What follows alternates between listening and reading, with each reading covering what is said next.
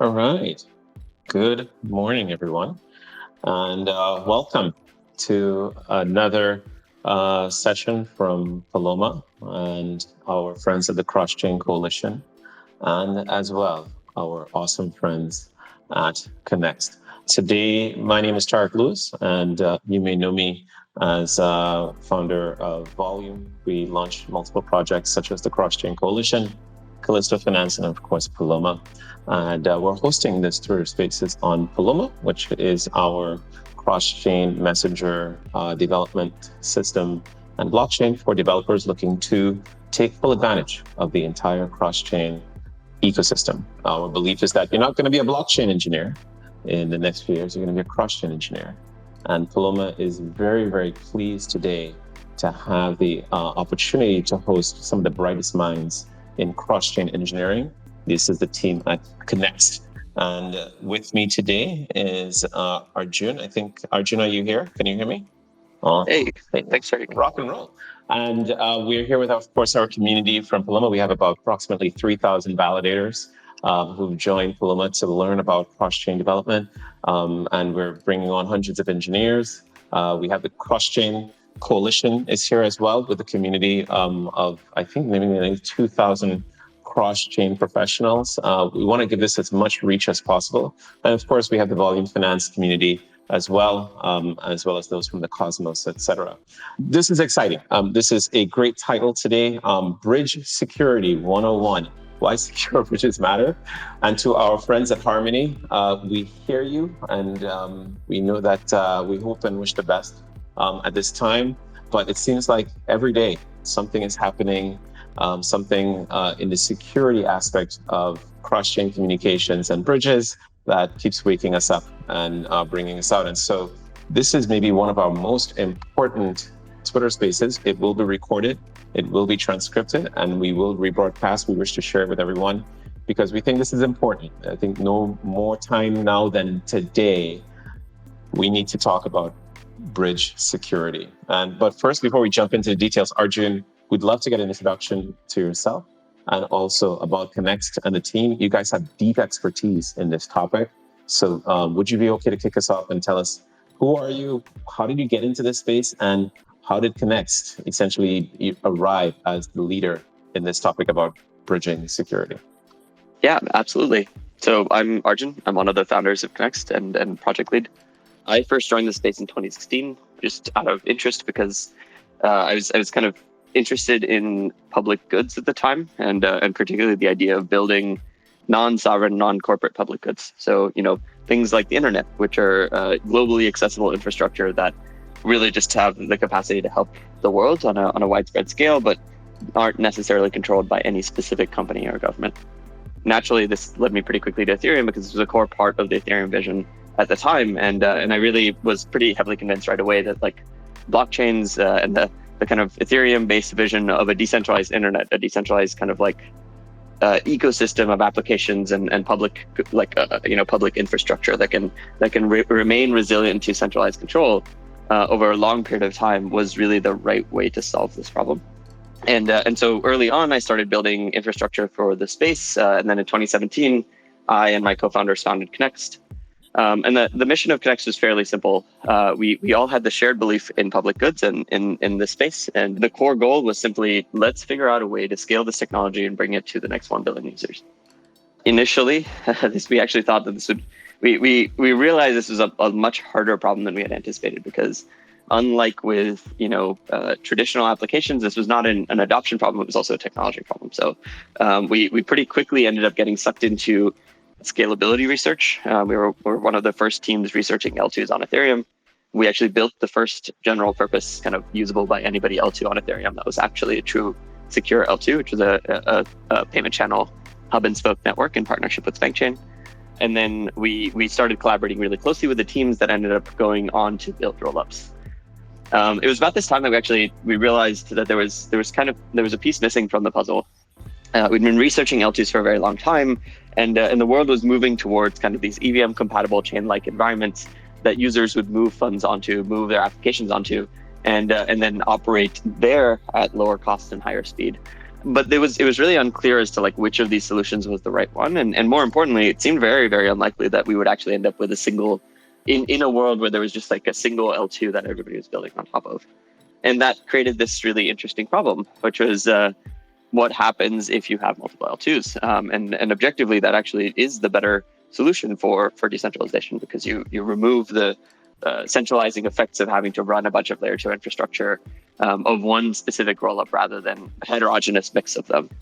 And what we realized was that the same kind of like user experience adoption problem that we'd been thinking about for a very long time around scalability was now going to be applied to interoperability. So how do we allow users to use all of this heterogeneous mix of chains and L2s that they were moving onto in a way where they don't necessarily need to know the intricate details of every single system that they're interacting with.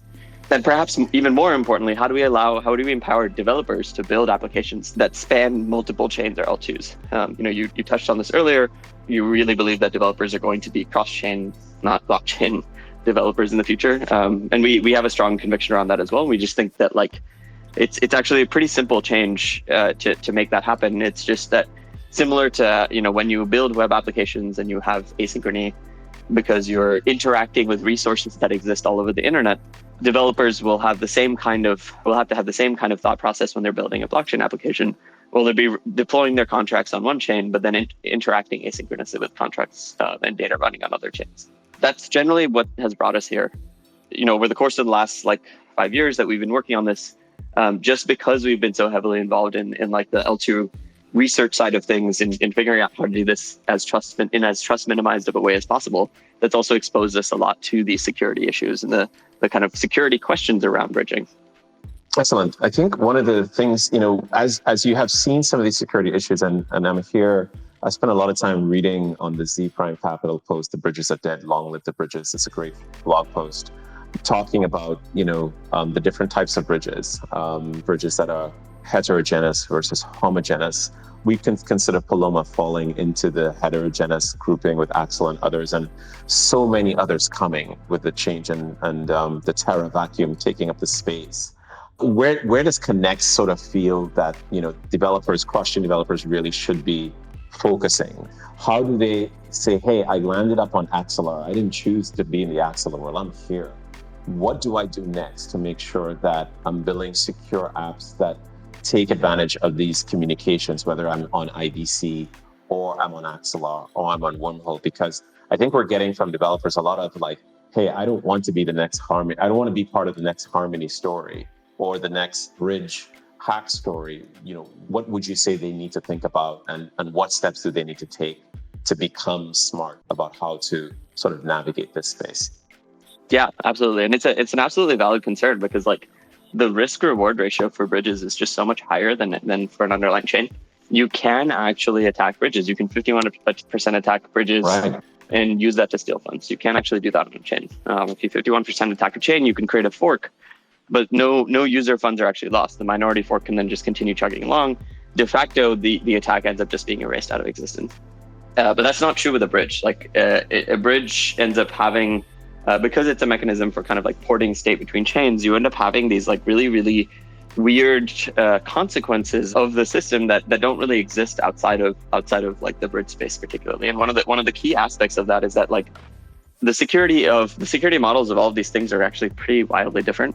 And in general, even though we've historically been comfortable with the idea of oh, well, this is a chain that has XYZ number of validators, and that means it's secure, and that means we can put up to a certain amount of value on it.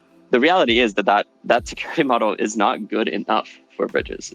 That's, I think, where developers are going to run into problems, is that you have a lot of these big bridge ecosystems like Wormhole, Axelar, Layer 0, et cetera, that are heavily branding, that are heavily marketing.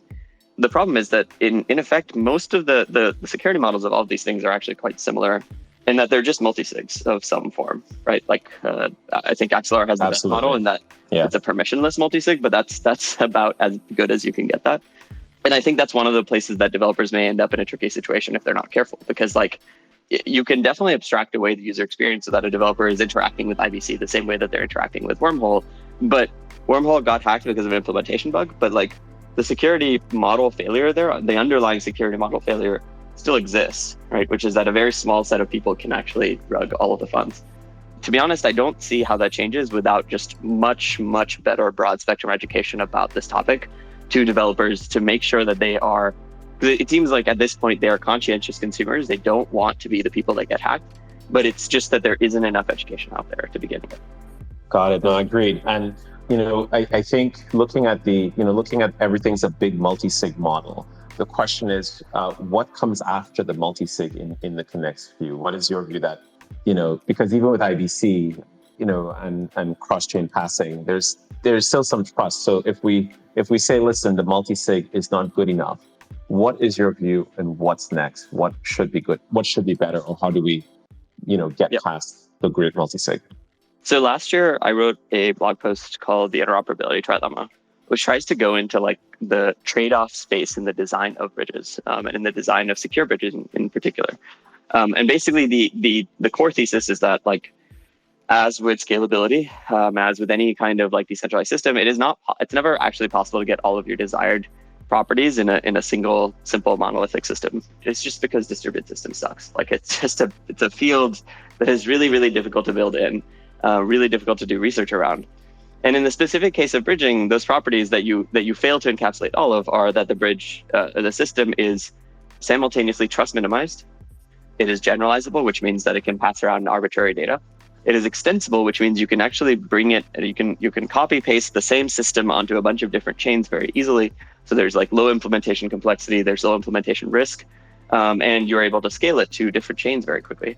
And then, so that's kind of the trilemma aspect. And then over the course of the last year, we've actually added another property, which is that it is fast. You don't have additional latency. And now when you look at all of the different types of bridges that are out there, you can see exactly which ones trade off what, and they fit neatly into this model. So for example, systems that are trust minimized and extensible, but aren't generalizable are atomic swaps. They've been around for ages. They're quite trustless. It's very easy to deploy them on any chain that supports, any kind of smart contracting. But of course, you can't use them to do arbitrary data passing. Multi-sigs also take a similar prong of this, where it's they're generalizable, they're extensible, they're generally fast, but of course they're not as trust minimized. They add these trust assumptions. Now, the last two are really the ones that are quite interesting. The first, as we've already touched on, is IBC. IBC takes the kind of third prong of the interoperability trilemma, at least the original one, which is it is a trust minimized system for fully generalized message passing. It actually offers the theoretical best security that you can get, but it's not very extensible. So IBC style light client validation bridges. Now, just as a nitpick there, IBC itself is not actually the bridge. It's just the framework within which you can plug in security models. But generally speaking, the idea is that you have light client validation happening in these systems. And for that to work, you actually have very significant restrictions on what kind of consensus algorithms you can work with or what kinds of systems you can work with. So for example, IBC works within the Cosmos ecosystem because Tendermint chains are Tendermint itself is specifically designed to be validated in this way. That was the whole thesis of Cosmos. On the other hand, Ethereum and a bunch of other chains that were created at the time went through this really, really annoying phase where people just believed that you need to make every single consensus mechanism at the time very memory intensive to develop ASIC resistance. Now, this didn't actually happen. People still built Ethereum ASICs. So it actually did nothing at all. But because of its memory hardness, ETH POW is actually it's not really economically feasible to build a light client for ETH POW. It costs millions and millions of gas to validate a single message. So I think that's kind of where you run into a little bit of the complexity around this, where it's we know what the objectively best solution is. It's not actually easy to develop and deploy it everywhere. And that brings us to the last kind of model. And I think that this is really the one that offers the best set of trade-offs for the space, because it really just it mitigates this big security hole question. But of course, it's the newest model. And so people are still trying to get their hands around it and understand it. And that model is optimistic bridges. So this was first pioneered by a project named Nomad, who Connext is really, really closely partnered with. And what optimistic bridges do is that they use a model that is quite similar to an optimistic rollup, where you just post data optimistically across chains, and then you have a certain amount of window, a time latency of 30 minutes within which anyone in the network can dispute. basically dispute the data that was posted across chains and slash the person that actually made that update. Obviously, the trade-off here is that you have a 30-minute latency. There's still no free lunch, but I think that generally speaking, what I've seen is that like this model offers the best trade-off between, this is a reasonable amount of time taken to get a message across chains, especially if it needs to be secure, like I'm minting a token, a large amount of tokens or something like that. And it's also offers a very, very reasonable amount of security, as in, the wormhole hack would not have been possible in an optimistic bridge. The Ronin hack would not have been possible in an optimistic bridge. The Harmony hack would not have been possible in an optimistic bridge. And the reason for this is that like the core thesis behind an optimistic bridge is not, permission, which is, it's not like you get access to all of the keys and now you can attack the system. It's revocation. So you basically would need to figure out everyone who is watching the chain all over the world and turn off their software, which obviously is quite difficult to do, in order to stop anyone from blocking your attack on the bridge.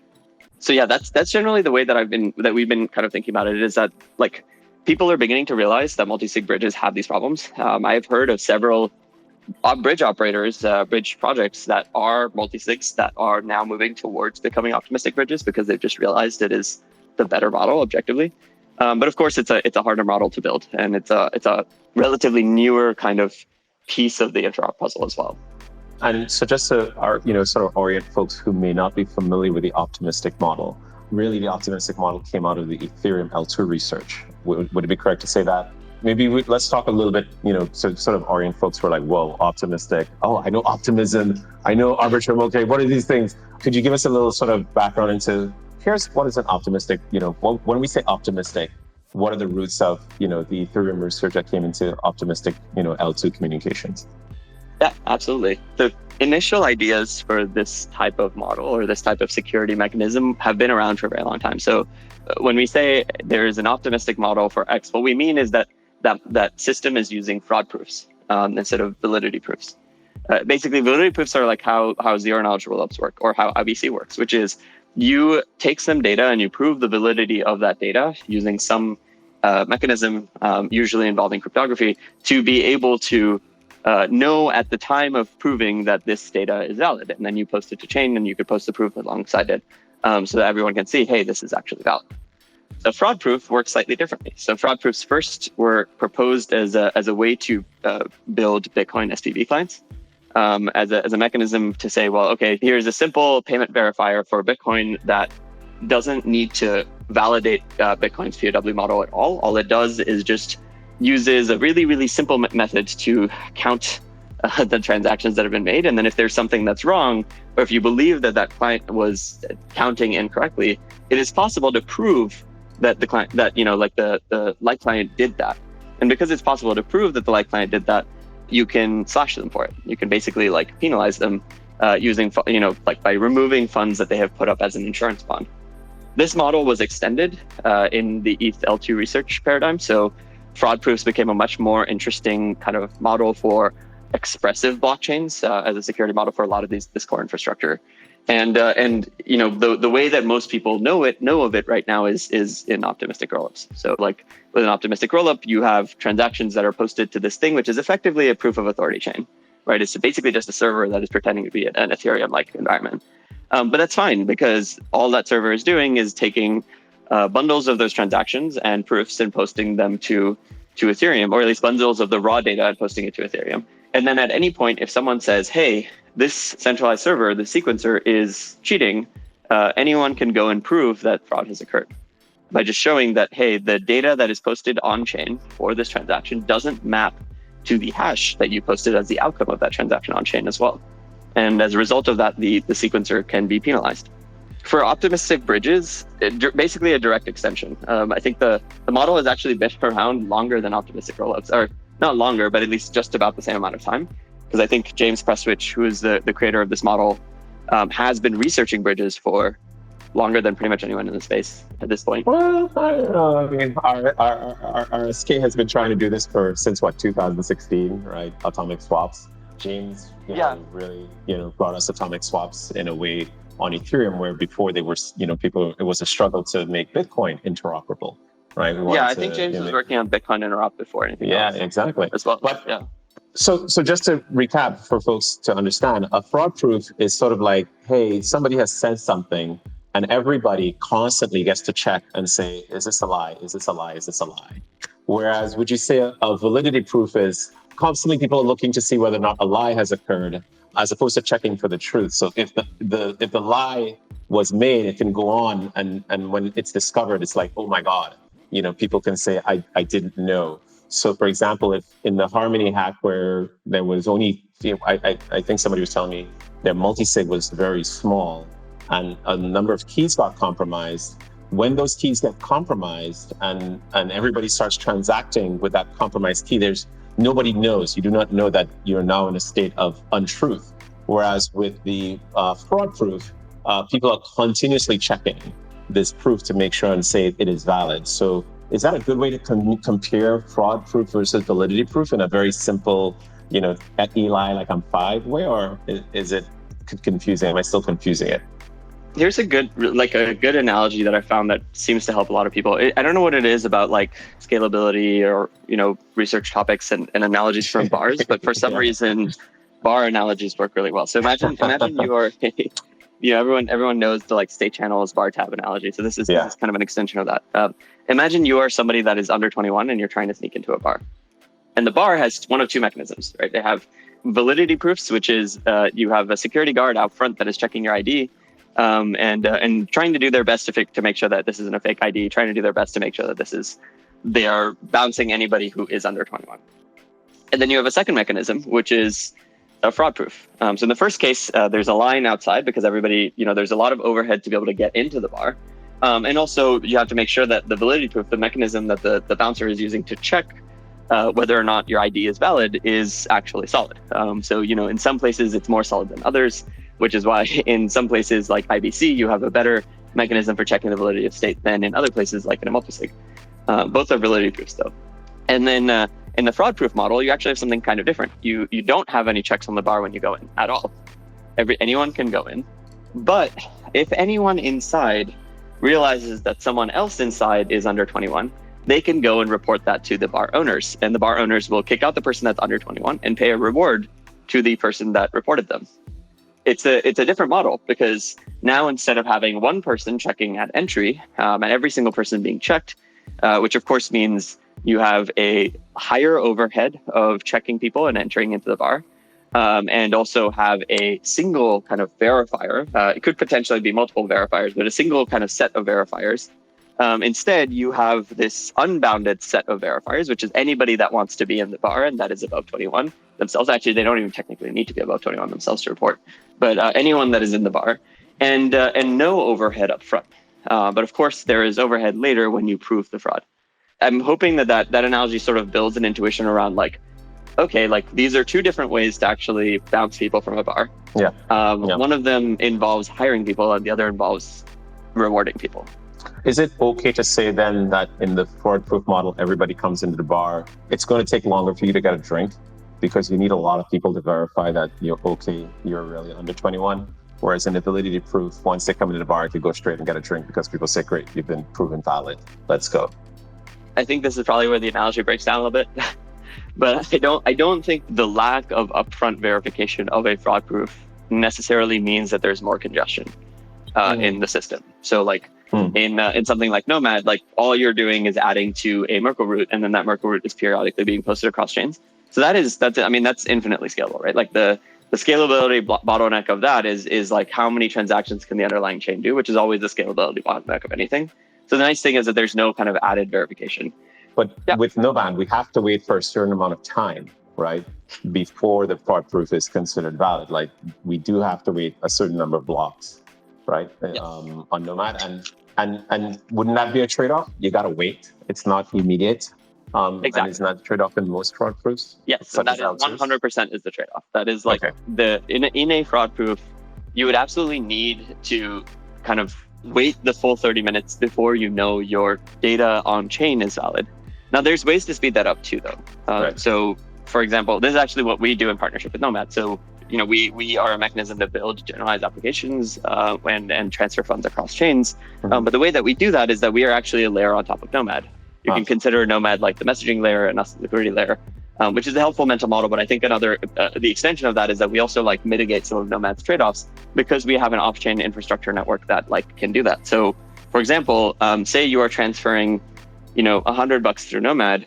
Normally, this would take you 30 minutes to do because you send a transaction to Nomad that gets posted on the receiving chain. Now you need to wait the full 30-minute timer before you can go and unlock your funds because you don't know yet whether fraud has occurred on chain at least. Right. But like an optimistic rollup, off chain, you know if fraud has occurred immediately because an off chain actor can check the hash that's posted on the sending chain and the hash that's posted on the receiving chain and figure out whether those are the same hash. And it's not very difficult to do.